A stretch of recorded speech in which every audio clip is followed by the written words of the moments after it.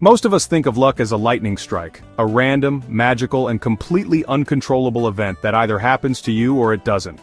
We spend our lives waiting for our lucky break, for that one golden opportunity to fall out of the sky and change everything. But what if that's completely wrong? What if luck isn't something you find but something you make? What if it's not a lightning strike but a slow, steady, and deliberate process of preparation? In her warm, inspiring, and deeply wise memoir, Be Ready When the Luck Happens, the beloved culinary icon Ina Garten, the Barefoot Contessa, tells the incredible story of her life and career.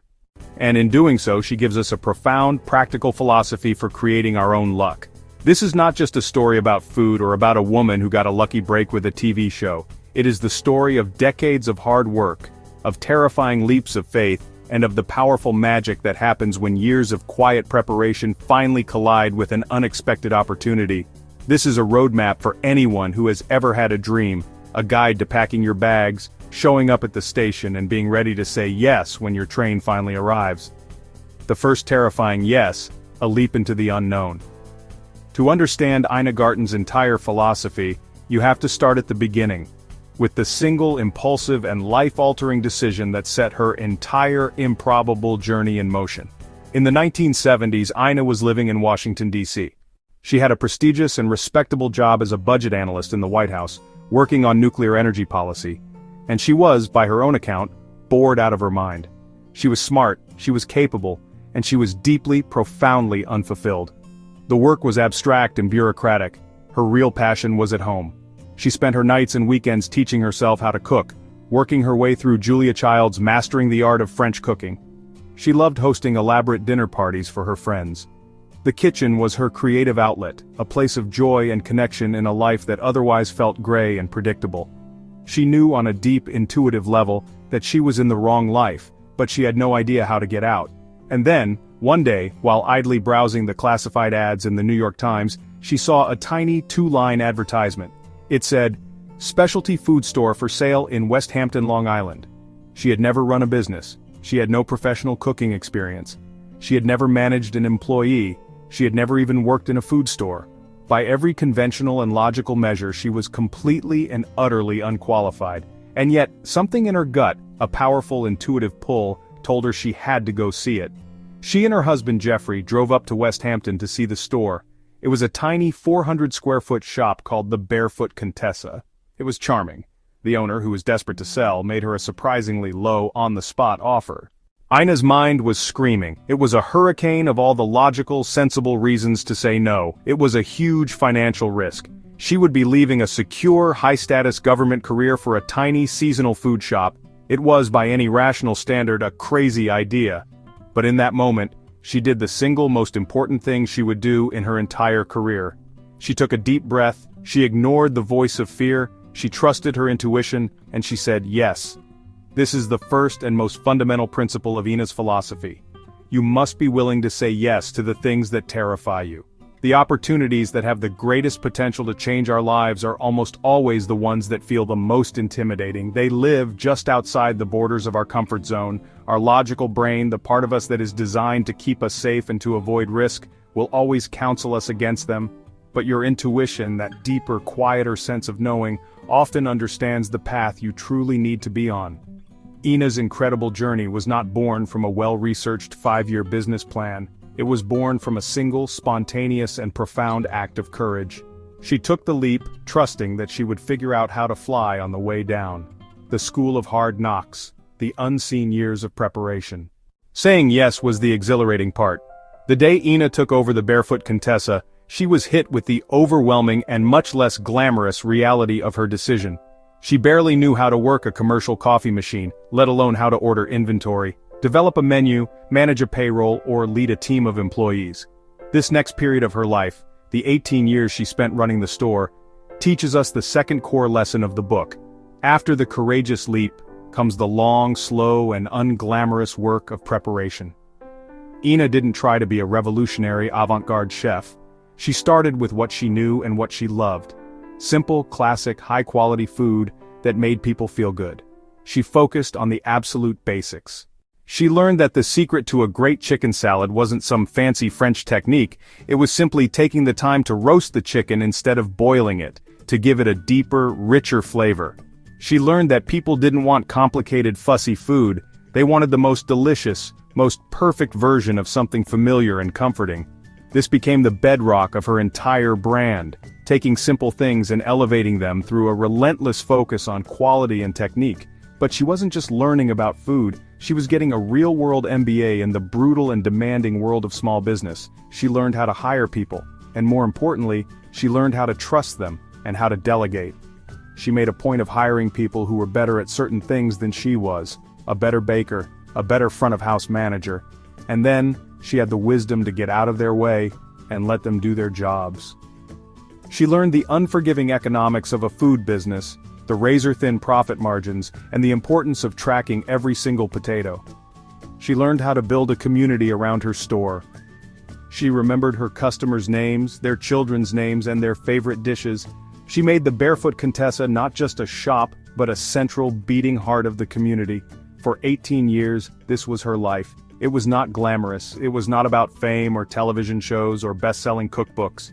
It was about showing up before dawn, every single day, 7 days a week, and doing the hard, physical, and often exhausting work. It was about mastering her craft, one batch of brownies, one roasted chicken at a time. This is the part of the story we so often skip when we look at successful people. We see the finished product, the relaxed and confident icon, but we don't see the 2 decades of grueling, hands-on, in-the-trenches work that made it all possible.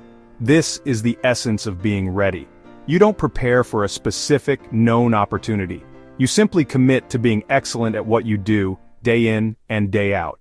You build a deep and unshakable foundation of skill, of experience, and of integrity, so that when an unexpected door finally opens, you have the strength, the confidence, and the knowledge to walk through it. The second leap, the courage to trust your own voice. After nearly 2 decades of running the store, Ina was a massive, unqualified success.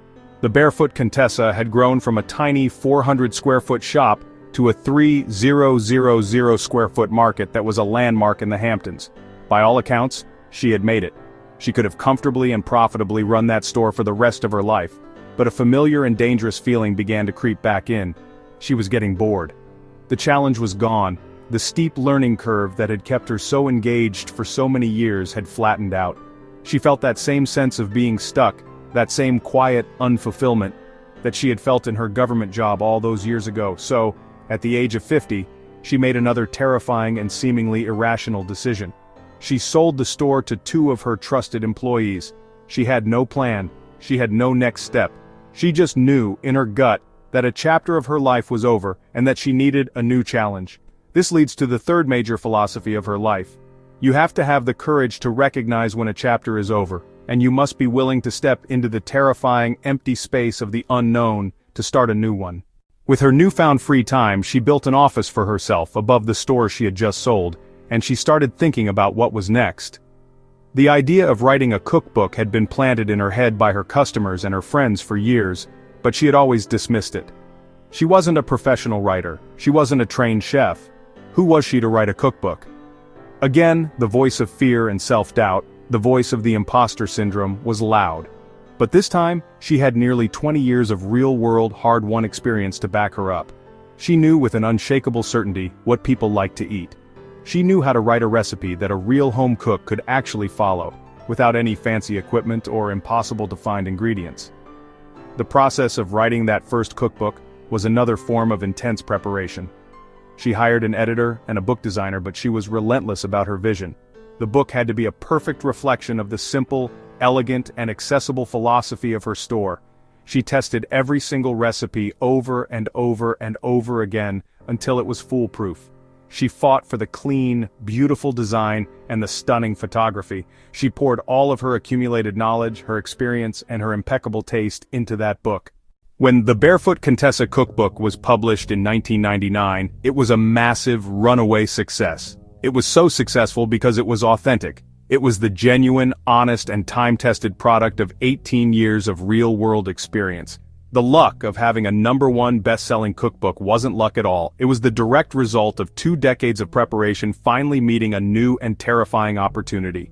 The reluctant star, saying yes to the biggest stage of all. The incredible success of the cookbook brought a new and even more terrifying opportunity to her door: television. The Food Network, then a new and growing cable channel, came calling. They were convinced that Ina's warm, reassuring, elegant, and yet completely down-to-earth style would be perfect for a TV show. Ina's response was immediate and absolute. No, absolutely not. Never. The idea terrified her more than anything she had ever done before.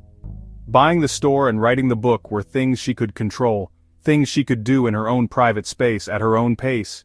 Being on television was something else entirely. It was about being a personality. It was about being on camera, about being judged by millions of people. It felt completely inauthentic to her. It was the opposite of her quiet, private, and work-focused nature. She turned them down again and again and again. She was convinced she would be terrible at it. She was afraid of losing her privacy. She was afraid of looking foolish. She was afraid of failing on a massive public stage. This reveals another crucial lesson from her life. The biggest opportunities are often the ones that trigger our deepest and most profound fears and insecurities. The Food Network, however, was persistent. They saw something in her that she couldn't see in herself. They saw a unique and authentic star. Eventually, worn down by their persistence and strongly encouraged by her ever-supportive husband Jeffrey, she made a deal. She agreed to do a single limited run of 13 episodes. That was it. But she said yes on her own terms. This is a key point. She insisted that the show would be filmed in her own house in the Hamptons, not in a sterile television studio. She insisted that it would be about her real life, cooking for her real friends, using her own recipes. She would not pretend to be someone she wasn't. It would not be a performance. It would be an authentic extension of who she already was. Of course, the show was a colossal and almost immediate success. Barefoot Contessa became one of the most beloved, most respected, and most enduring shows on the entire network. Her calm, reassuring presence and her simple, elegant recipes were a breath of fresh air. The luck of becoming a global television icon was the result of a lifetime of preparation finally meeting a platform big enough to share that preparation with the world. But it only happened because, after months of intense resistance, she once again found the courage to say yes to her fear. She was ready, even if she didn't feel ready. Her deep foundation of knowledge, her clear and authentic point of view, and her unwavering commitment to quality were the bags she had been packing all her life. The train had arrived at her station, and she finally found the courage to get on. The philosophy of how easy is that? Running through all of these incredible stories is a simple, elegant, and deeply philosophical approach to life and to work. It is a philosophy that is best captured in her famous and often imitated catchphrase, "How easy is that?" This phrase is more than just a TV tagline. It is a worldview. It is a relentless commitment to simplicity, to quality, and to authenticity. In her cooking, it means using a few very high-quality ingredients and simple foolproof techniques to create incredible flavor. It's about not overcomplicating things. It is a rebellion against the fussy, overly complex world of some professional chefs. And it is about giving people permission to not do everything from scratch. Her other famous phrase, "store-bought is fine," is a revolutionary act of grace in a world that is often filled with foodie perfectionism and shame. But this philosophy extends far beyond the kitchen. In business and in life, it is about identifying what is truly essential and letting go of the rest. It's about not getting bogged down in the details that don't matter. It is a call to focus your precious and limited energy on the one or two things that will make the biggest difference, like a delicious, perfectly roasted homemade chicken, and not to stress about making the dessert from scratch if a good quality, store-bought one will do just fine. It is a philosophy of authenticity. Ina Garten has never been trendy. Her brand of simple, elegant American comfort food with a French twist has remained remarkably consistent for decades because it's authentic to who she is. She found her own voice, her own taste, and she has had the courage to trust it year after year. This is the ultimate form of being prepared. When you know who you are, when you know what you stand for, and when you have a deep and unshakable foundation of skill in your chosen craft, you are always ready. You are not thrown off course by criticism. You are not distracted by shiny new trends. You have a quiet internal compass that guides all of your decisions. So how do we get lucky? According to the incredible life of Ina Garten, you don't. You become lucky. You become lucky by doing the hard, unglamorous work when no one is watching. You become lucky by mastering the fundamentals of your craft until they are second nature. You become lucky by cultivating a clear and authentic point of view. And most importantly, you become lucky by developing the courage to say yes when a terrifying, wonderful, and life-changing opportunity arrives at your station. The luck isn't the arrival of the opportunity, the luck is that you were ready for it. The most important question this book leaves us with is not when will my lucky break come, but what am I doing today to make sure I'll be ready for it when it does? It is a call to action to stop waiting and start building. It is a profound inquiry into the nature of a well-lived and wildly successful life. If that is an inquiry that inspires you, then you are in the right place. Welcome to Geeky Philosopher, subscribe, and let's continue the journey together.